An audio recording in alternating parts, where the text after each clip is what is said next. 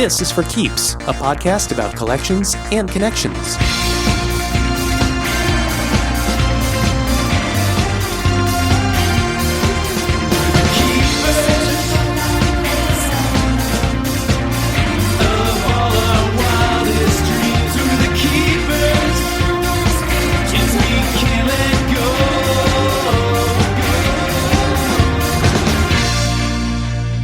I'm David Peterkowski. This is a story about America's national pastime, baseball, and perhaps its second national pastime, cursing. For baseball fans in the city of Baltimore, 1988 was the worst. The Baltimore Orioles lost their first 21 games in a row that year, and they fired their manager, Cal Ripken Sr., after just 6 games. But even after the firing, the O's were still knee-deep in Ripkens. At shortstop, they had Cal Ripken Jr., who was well on his way to having one of the greatest careers in baseball history. And at second base, they had Bill Ripken, who was, well, Cal's brother. He was okay, but throughout his career, Billy the Kid was overshadowed by his seemingly superhuman big brother. But in that tough year, 1988, things took a turn in June, when Bill Ripken posed for the photo that would grace his baseball card the following year. At first glance, the photo looked like any other baseball card photo. The player in his uniform, exuding confidence, bat resting on his right shoulder. But once the card came out, in January 1989, it didn't take long for baseball fans to see that this card was different. Clearly visible in black ink on the end of Bill Ripken's bat were 2 words that, if they didn't exactly change the course of baseball history, at least changed the course of baseball card history. Those 2 words on the end of Bill Ripken's bat? Face. That's right, the knob of his bat said face. Now some people will tell you that the F and the U were close together and that it actually said Rick face. But some people are idiots. Ripken's bat said face, and the Fleer Corporation, who produced the card, found themselves with a big problem. They rushed to correct the error, quickly releasing versions in which the word was scribbled over with a marker, whited out, and airbrushed. The final corrected version obscured the nastiness with a black box, but the original card and many of the corrected versions have become collector's items over the past 30 years. Some versions of the card have sold for prices in the 4-figure range. That's no around. And that's where Jon Pederson enters the picture. Jon's a baseball fan and card collector from the Cleveland area, and the Bill Ripken FF card, as more polite people refer to it, captivated a young Jon as soon as word began to spread like wildfire about it back in 1989. Over the years, Jon has dutifully tracked down what are believed to be all 12 variations of the card, and has amassed about 150 copies of said card. Not just the official variations that Fleer ultimately produced, but other rare error versions that most people, including collectors, don't concern themselves with. Jon's also the keeper of BillRipken.com, the internet's leading source for all things FF related, including links to t-shirts, drinks, videos, and other silliness inspired by the infamous Ripken card. As someone who grew up near Baltimore and idolized the Orioles as a kid, I wanted to hear more about Jon's FF efforts, so to speak, so I gave him a call to learn more. In our conversation, he told me how the FF cards single-handedly got him back into card collecting, how the thrill of hunting down the various versions of this one card keep him and his fellow FF enthusiasts engaged, and the reaction he got when he visited Baltimore and found himself face-to-face with Bill Ripken himself. Hello? Hey, Jon, it's David. Hey, how are you? I'm good. How are you? Doing well. Good.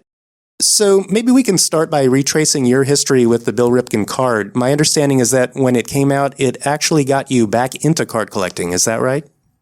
Yeah, I think I was probably 15 or 16 at the time, and I had given up baseball card collecting. That was something I did in grade school early on, and that's when just about all the kids on the street were collecting cards, trading cards. This was probably around 1980 to 81, and it was the thing to do. Everyone was doing it, and that definitely got me into collecting, I guess, early on. But, I just kind of lost interest over the years. I moved around a little bit growing up, and you run into new friends, and baseball cards weren't so popular anymore. And, in the late 80s, things started rebounding. Collecting cards became a thing again, and but now I'm in high school. I don't have a lot of extra income to be blowing on packs of cards and things like that. So it took something different to kind of draw me back in for sure. And do you recall when you first encountered the card? The Billy Ripken card that you're talking about was, I believe it was my dad, or I think it was my dad, who pointed out in the newspaper. There was a little article saying, hey, have you ever seen this? And I took a look at it, and I hadn't looked at cards in a couple of years. I read the article, and it definitely, a little light bulb went off, like, man, that's pretty cool. And I was like, man, I'd love to get my hands on something like that. So I guess it probably started that day. Uh-huh. And how soon after that were you able to acquire your first FF card? It probably took a month or so. Like I said, I didn't have a lot of extra income to be throwing around on baseball cards. I was too busy, putting gas in my car. So I would imagine it probably about a month or so went by. I bought a few packs of 1989 Fleer baseball cards for 50, 75 cents each, whatever they were, and struck out. I didn't buy a dozen packs. It was just one or two packs here and there, and it took me about a month until there was a local baseball card show at a local hotel, and I stopped by there because I knew I could see all different kinds of cards. And sure enough, a few people had the actual Billy Ripken EFF card, and it took a little bit of haggling. The price was all over the place, but I think I walked out of there with about $20 less in my pocket, but I walked away with the card. So that was definitely something new for me. And out of those first packs you bought in 1989, there was probably a Ken Griffey rookie card you threw right in the garbage. Well, everyone knew who Griffey was back then, believe it or not. He was the former #1 draft pick a couple years before, and I would definitely hold on to those. But, certainly most people weren't looking for a Billy Ripken card up until, at least a month or so after these cards hit the market. Gotcha. And before we get too deep into this, how many different explanations have you heard for how the card came to be? I know that at first he claimed to be a victim of a clubhouse prank, but many years later he changed his story. What's your understanding of what took place? Well, I mean, it was pretty obvious early on that he'd done it. It was more of a cover-up. He didn't want to publicly say he did it. I think the joke was that he was still kind of lying to the public about it, or, falsely telling his side of the story. That became like an ongoing joke. And now it's pretty obvious that if you look up the first thing you notice is that the letters of the words match his handwriting. If you see items that he's autographed for people over the years, you look at the letters and they're all identical. You pick the letter F out, the letter E out, the letter C out. They're all lined up perfectly. And you're like, well, he obviously wrote it. Now the question would be, well, why and what was his story? And now, a couple of years ago, he was on the Dan Patrick sports radio show. And I think the topic came up, and he kind of went on the record and kind of gave his little 2-minute side of the story. And he really came clean. He admitted that he did it, not really to have it appear on a baseball card. Now, his story was he wanted to be able to locate his bat amongst 50 other bats in a container in the dugout. Now, I don't believe one bit of that, but that was his story, that he wrote it. It was for his own identification of the bat. And it just so happened that somebody took his picture a day or two later, and it ended up on a baseball card. So believe it if you want. Yeah, and I love a good conspiracy, and I always wonder, the knob of the bat was perfectly angled to be legible. Exactly. And one thing I've always noticed is if you go back a couple of years and look at some of his old baseball cards or older baseball cards, you'll see that a lot of his bats are lined up the same way, with the Louisville Slugger logo kind of facing his, I guess it would be his right ear. And so, and now, maybe he was playing this for a couple of years. Maybe he knew exactly how he was going to hold the bat. Because what are the odds that if he did write it, that they'd be right side up or sideways or whatever, but they're perfectly lined up. If you go back even 1 year before this card came out, his 1988 rookie card from Fleer, he has his baseball number 3, which was his jersey number in 1988, written on the bat. Now, if you look at it, the number 3 is written a little funny. And now, I could be totally wrong in making this up here, but if you look at the card, it almost looks like somebody's, well, I hate to say it, either testicles or, somebody's boobs. I mean, the way the number 3 is perfectly sideways, and the way that the number 3 is rounded, you have to take a look at it to see it, but it's too coincidental as far as I'm concerned. My inner 8-year-old wants to add that 3 could also be a butt. Yeah, exactly. And if you can kind of picture it, it's got the nice rounded loops on the end. It doesn't look like your typical 3. I've seen bats of his that had a regular number 3 on it, and this one doesn't really look like that. So, again, that's just my theory, and take it for what it's worth. Fair enough. So all that said, do you have a firm number as to how many variations of the card exist, and do you own one of each at this point? Well, I mean, of the basic cards that people recognize, yeah, I can honestly say I probably own just about everything. Now, as far as what people would consider variations, me personally, I would probably put the number at around a dozen or so. That's breaking down some variations within variations, but that's roughly about a dozen or so cards that if you were to have a checklist that you could go off and you could find these 12 cards, you would have a pretty complete collection. Now, there are some odd varieties or some factory misprints that I've kind of added to my collection over the years, but a good number, I would say, is around 12. And within that 12 or so number, there are ones where the offending words are whited out, they're kind of blacked out. There's all different ways of dealing with the issue, right? Exactly. And the time frame I believe existed was around January of 1989 is when this card became, it was known. The cards came out probably a couple months before that for 1989, but around the middle of January of 1989 is when it hit the news, and people started rushing to buy this card. And now this is when the Flyin company in Philadelphia probably was in absolute panic mode for, I'm guessing, a good month or so of trying to cover up, because you got to figure there were probably over 100,000 of these cards printed, and now they're scrambling to either recall the ones that have already packaged up to be shipped away, or they're in the process of trying to correct the mistake on already printed sheets of cards. The way the cards are originally produced, they don't come individually. They come in these sheets of 132 cards. So there's probably in the back warehouse of this plant, there's probably thousands of stacks of cards that have already been printed. And the company doesn't want to throw these all away or trash them. They'd have to figure out what to do. So there were many steps to correct this card for sure. And like I said, it started with probably like a white scribble that didn't really do a whole lot to correct the card. And it finished probably a couple months later with what was the final correction, which was just a big old fat black box on the knob of the bat, so nobody can see any part of the words. I guess they got creative. Yeah. And then you also have variations where, like, the color is offset slightly, right? They have nothing to do with the FF itself. Right, yeah. The first time I saw one, it was like, wow, not only do you see the words, but a lot of times you see the offending words twice on the same bat knob, because there could be an ink shift on the printer. And while that could be considered a misprinted card or even trash at the factory, they may have thrown that card away. But when you look at it up close, there's a couple different variations of it where you can actually see the words written twice. It's a double whammy on one card. So again, when you're looking for small little things in a collection, those are little things that are kind of cool to add to it. And I'm sure those are quite rare, the ones you're talking about, these variations. Yeah. I've seen different factory offsets where it could be the black ink that could be offset. It could be the red ink. It could be the blue ink. There's different layers of colors added to the card, and every one of them I found with some sort of offsets at one time or another. And they're kind of different and unique. Sure.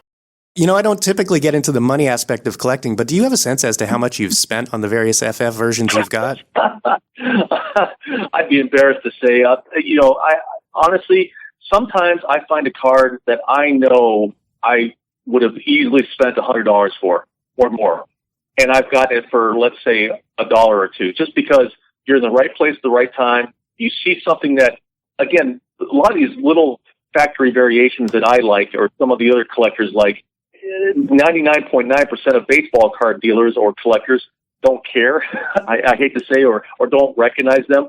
So a lot of times you can pick up a gem at a very reasonable price. But honestly, yeah, I some rare variations I have spent a couple $100 without doubt. Well, you need to be a completist at this point. Yeah, yeah. I know. Once you start, it's hard to pull away. And have you kept up with the value of the cards? Yeah, the price guides, there's some companies that put out monthly price guides, just like they did 20, 30 years ago. And honestly, they don't really reflect the true value of the card. They mainly reflect either really old cards, like when I'm talking like 100-year-old Babe Ruth cards, or they track market of, current baseball stars.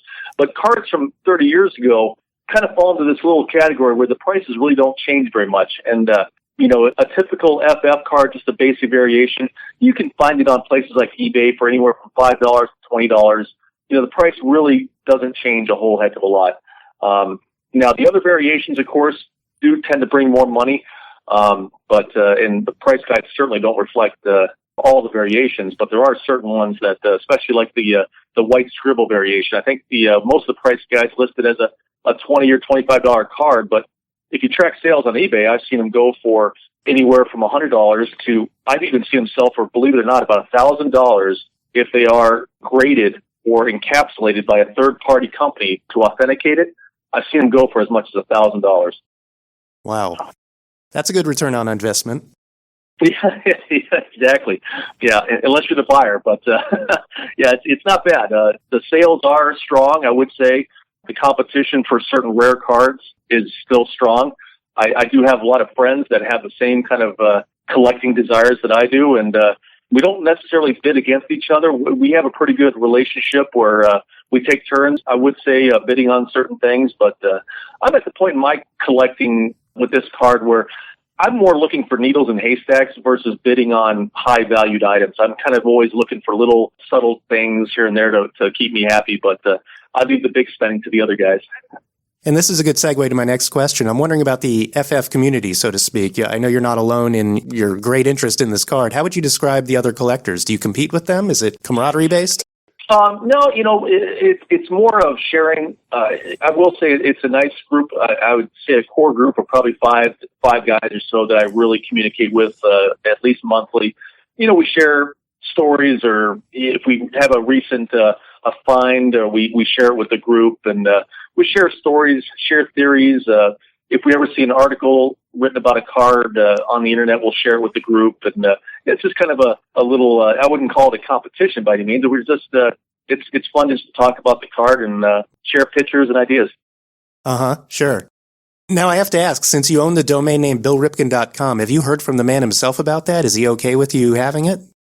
I met him about 10 to 15 years ago. I went to a baseball card show when I was in Baltimore for work, and I just picked up a newspaper and I saw that there was the Ripken family, or Cal and Bill, were signing autographs at the Baltimore Convention Center, and I was literally a block from it. So sure enough, I went over there, and needless to say, the line for autographs from Billy Ripken wasn't very long. There may have only been one person in front of me, so I didn't have to rush through, but I stopped there for a few minutes and we talked, and yeah, he seemed all right about it. He didn't have a whole lot to say.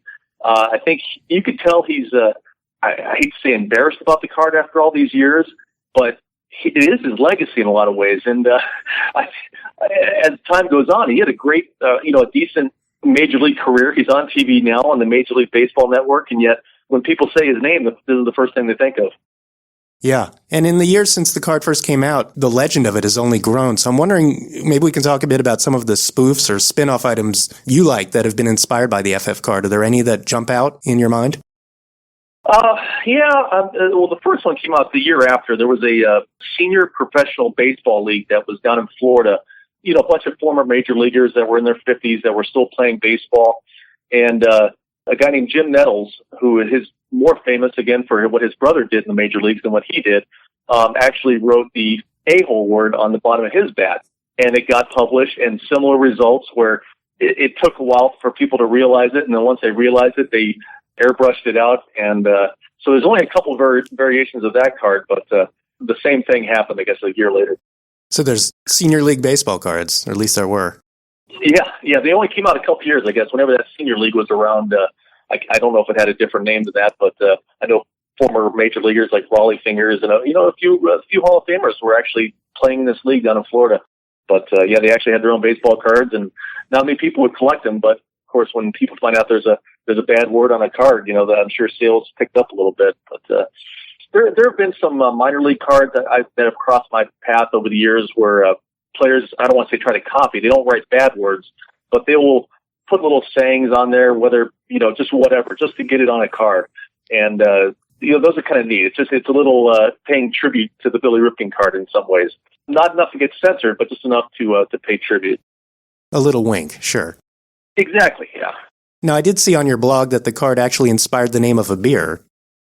Yeah, that I just discovered that a couple months ago. I was doing some random searches on the internet, and I saw this one link, and I clicked on it, and I was shocked. Some company in Maryland was actually putting out a beer, and I've never tried it. I don't know if it's any good, but and that the article, I think, maybe even came out a year ago. So I assume they're still in business for all I know. But yeah, it was, again, a neat little tribute, I guess. Yes, and the name of the beer was Puckface. Yeah, exactly. I guess maybe some sort of a lemonade, kind of Mike's Hard Lemonade. I don't know what the spin on it is, but yeah, I think I actually emailed them and I never heard back. I was hoping maybe get a free 6-pack in the mail, but I haven't got anything yet. Oh, well. And what about the short film? Have you seen that? I've seen a couple. Yeah, people have put out some weird things over the years, either on YouTube or done some little independent tributes, and yeah, they're pretty neat. The baseball cards were released to the public. This was a night where some loser became a winner in the eyes of everyone who had ever lived. On the tip of Billy Ripken's baseball bat was the word face. Apparently, this loser had at least one friend, because within days, the topic of Billy Ripken's face card was on the lips of every single person in the entire world. Like I said, it's neat to have a card that people still talk about 30 years later. And I have to ask, have you had any interactions with Fleer? Did you ever contact them to learn more about how the card could have made it past the designers and proofreaders? Yeah, I wish. Again, I collected cards. When this card first came out back in 1989, I still collected for a couple of years. But then I left to go to college, and I was, talk about broke. I was completely removed from baseball cards and all that for many years, combined now with getting married, having children. And in the meantime, the Fleer company around 2004-ish went out of business. And that's kind of when I started getting back into baseball cards, was around that same time. So unfortunately, locating former employees, especially people in the know that were still there back in 1988 or 1989, it's been very tough to locate people. I've tried. Believe me, I've put out some feelers, but I'm not getting a whole lot of responses. It's almost better not to know. The legend just grows. Yeah, it does. But I would love to hear from somebody on the inside that maybe has some documentation, from the president of the company saying, do this, this, and this, or something like that would be really cool to add to the collection without a doubt. Or somebody who was in the know that, oh yeah, my job was quality control, and this was my priority, and here's what we did to correct the version, and we showed up at 6 a.m. and we did this, this, and this. I would love to see that, or at least get somebody from the inside like that. But maybe one of these days, you never know. Yeah, stay on that. Yeah. So one last big picture question for you. Why does the Bill Ripken FF card nearly 30 years after it came out still resonate with you? What's the lasting appeal, assuming it's still there? And it sounds like it is. Yeah, boy, it was such an iconic card. Again, if it had been, there were 660 cards in the 1989 Fleer set. If it had been just about any other card or player, it may not have meant as much. There's something about the fact that it was Billy Ripken, who always had a reputation, I guess, of being a little a jokester, a prankster, I guess, if you want to call it that. And he's the little brother of Cal Ripken, who's a legendary Hall of Famer. So it was that little, the combination of those were like, man, if it had been anybody else, it probably wouldn't have meant as much. But the fact that you have Billy tarnishing not only his card, but it also kind of tarnishes Cal's image and their dad, who was also the former manager of the team. I mean, it makes the whole family look bad. It was just kind of I think that the Ripken name is always going to be synonymous with baseball. And it's just a little side note that, Billy will be pretty famous for something too. Yeah, well, everyone needs their legacy. Mm-hmm. I wonder how many times a day people yell those words out at Bill Ripken. Yeah. Hopefully not his wife or kids, I guess. But yeah, it is pretty comical. I hope Bill, after all these years, has kind of grown to accept it. Like I said, he is on TV still. He's on the MLB Network, does a great job there. But I can't turn the TV on without, the first thing I think of when I see him every time is this card, and I know I'm not alone. He's known for one thing. He's not known for hitting monster home runs or stealing a lot of bases, or he's known for being Cal's brother and a certain baseball card. Which is more than a lot of people, so we got to give him some credit. Yeah. Okay, well, that's everything I've got. Unlike the light-hitting Bill Ripken, I'd say that you and I hit this one out of the park. Great. Yeah, no, I agree. It's fun to talk about. It's definitely always going to be a centerpiece of my collection, and it's fun just to talk about after all these years. Uh-huh. Well, thanks for filling me in on your passion. It is a one-of-a-kind card, and it may prove to have as much longevity as Cal's consecutive games record. We'll see. Yeah, we hope. That'll be great. Okay, John. Thanks again. Yeah, you bet. Thanks for calling. Okay, take care. Bye. Bye. I have to say, I really do admire Jon Pederson's dedication to celebrating the fun world of the FF card, and I certainly learned a lot about the card's history and its legacy. But I couldn't help thinking that another perspective might help flesh out the FF tale a bit more. And that's when I learned about Steve Babineau, the legendary sports photographer who actually took the famed Bill Ripken photo. He may be the most celebrated sports photographer in the Boston area, having done most of his work for hockey's Boston Bruins, but he's also done his share of baseball card photography over the years. I recently tracked down Steve, who generously took time out of his Florida vacation to give me his colorful, up-close and personal take on the Bill Ripken card and the ensuing drama surrounding it. So first of all, I'm wondering if you can take us back to that day in 1988 when you took the photo of Bill Ripken for the Fleer card. That was at Fenway Park, right? Right. It was a Friday night at Fenway Park. Baltimore was coming in for their first game of a weekend series. And, obviously I was in the ballpark for Fleer. I like to get to the ballpark early. It's not like today where there's so many fans in the field during BP. It's pretty open. So, I'm over by the Baltimore dugout, hanging out, and all of a sudden I see Billy coming up the stairs, and he's wearing his game uniform. He's not wearing the orange top they would wear in batting practice. And I am literally at the dugout steps on the field, and I see him walking out. And I say, Billy, you got your gamer on? And he goes, yeah. I says, I show him my business card, Fleer baseball card, official photographer. I says, let me get a couple pictures. So we literally kind of walk down to the backstop, and I say, just put the bat on your shoulder. And he puts the bat on his shoulder, and then I squat down a little bit, and then I noticed that the bat label was a little skewed. So I just asked him to kind of rotate the bat. I said, rotate the bat so I can see the label. And the bat barrel is taped, so it doesn't splinter now. Listens to me, and he does it, and boom, boom, boom. I think I took 3 pictures. And I said, that's great. I appreciate it very much. Thanks a lot, end of story. And the next day, I get the film back from the lab, and, I'm sitting at the kitchen table with a light box. And in this situation with Billy, I didn't even have to take my magnifying loupe to look at it because I could clearly see, holding the slide in my hand, I could see it was Billy Ripken. So I just identified the slide, Billy Ripken, didn't even take a loupe to it, put it in the slide page, and then continued to edit the rest of the game. And send out the slides to Fleer. And the thing that was kind of different from the previous years in Fleer's process was that they would send us uncut color sheets of 132 cards per sheet, just like they came off the press, to proofread, to really look for names misspelled and reverse negatives, where the slide would have been printed backwards. But this particular year, they changed the process, and instead of sending out color uncut sheets, which today are probably worth a lot of money, okay, they sent out blueprints, which had basically 3 shades of blue ink on it.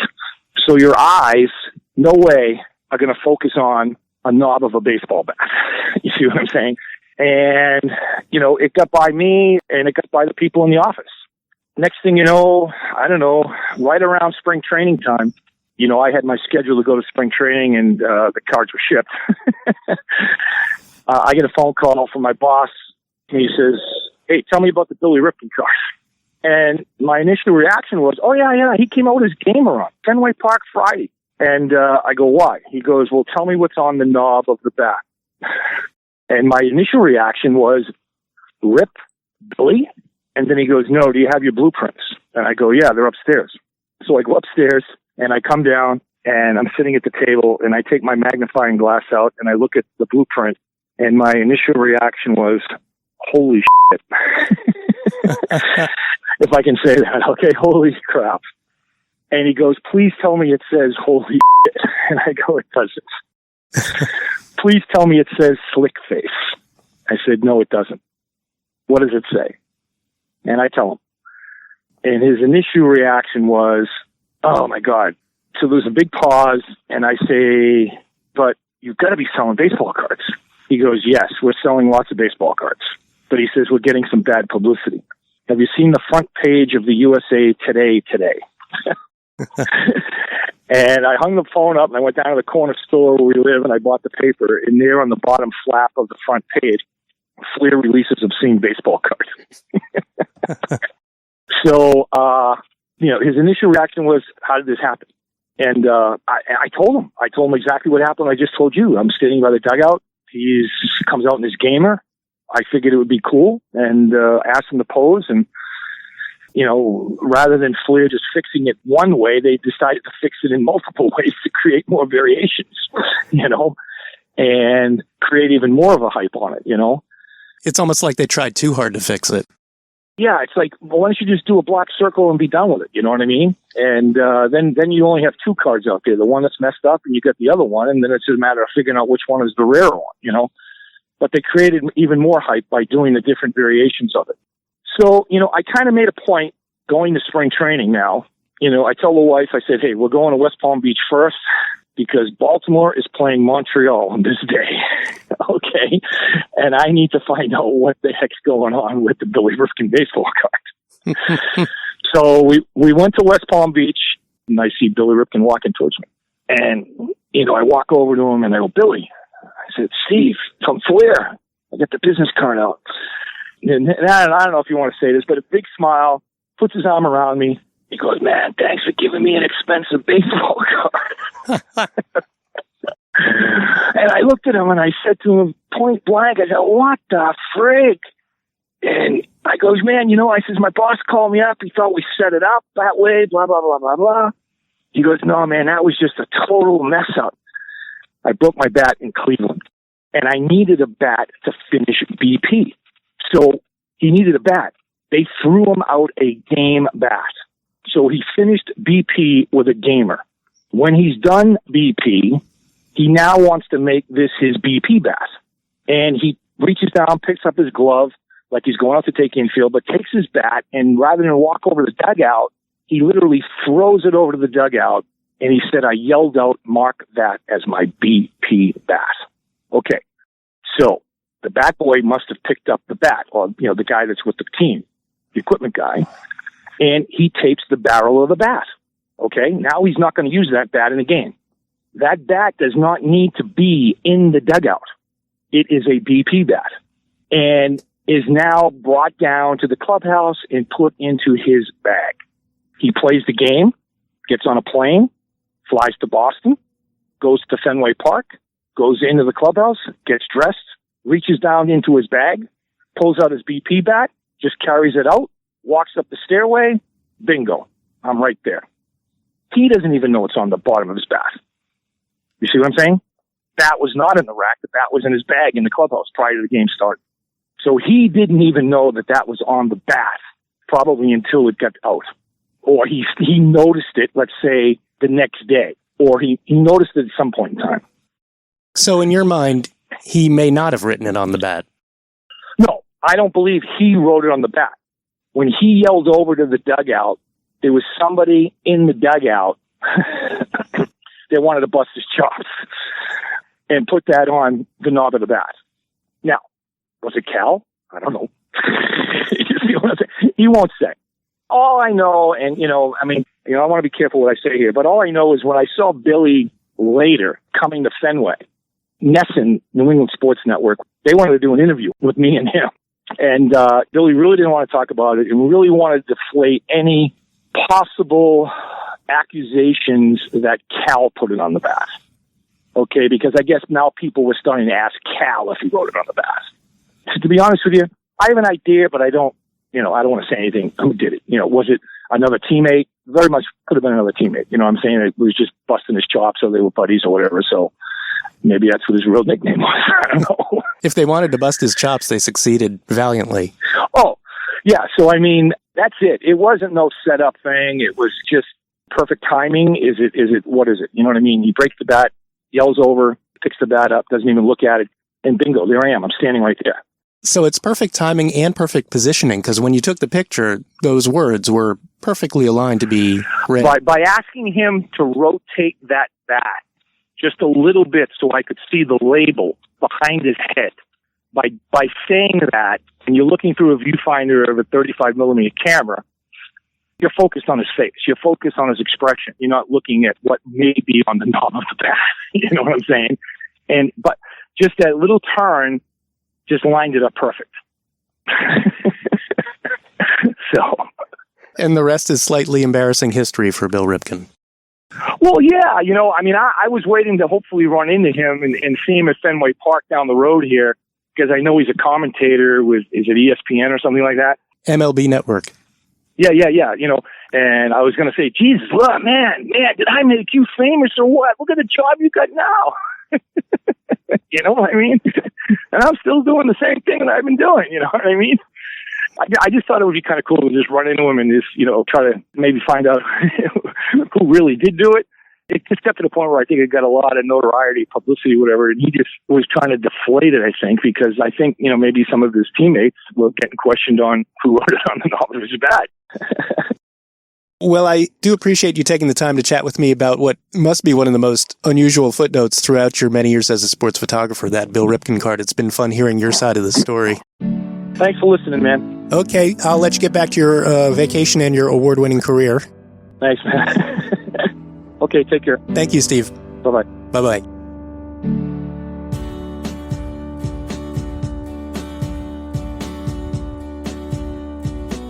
So, did he or didn't he? Bill Ripken's gone on the record to say that he wrote those words on the end of his bat, but Steve Babineau's not buying it. Not that he's saying who he thinks did it. But then again, maybe it doesn't matter. Maybe the ultimate takeaway from the FF card story is that those two little words brought the baseball card collecting community together in a way never seen before, or since. And isn't that really the most important thing? Hell, if I know. For Keeps is a production of me, David Peterkowski. Thanks to Jon Pederson for talking with me about his fascination with the Bill Ripken FF card. You can see Jon's extensive research and FF collection for yourself online at www.billripken.com. Also, a big thanks to Steve Babineau for sharing his lens eye view of the FF card story as only an insider can. Steve's got a new book called The Hometown Team: 4 Decades of Boston Red Sox Photography, and it looks amazing. I've provided a link to it in the show notes. Also in the show notes is a link to the short film The Other Ripken, which its creator, Tim Carr, graciously let me use an excerpt of in the show. Thanks, Tim. The show's theme song is by the band Still Flyin. The closing theme is by Eric Frisch, and additional music for this episode was by the Nick Moss Band. You can visit the show's website at forkeepspodcast.com, or follow the show on Instagram and Twitter at forkeepspodcast. And if you'd like to help spread the word on For Keeps, please visit the show's listing on Apple Podcasts and leave a positive review. There are a few up there now, but I'd love to collect a few more. Thanks for listening to For Keeps. Until next time, keep on keeping on.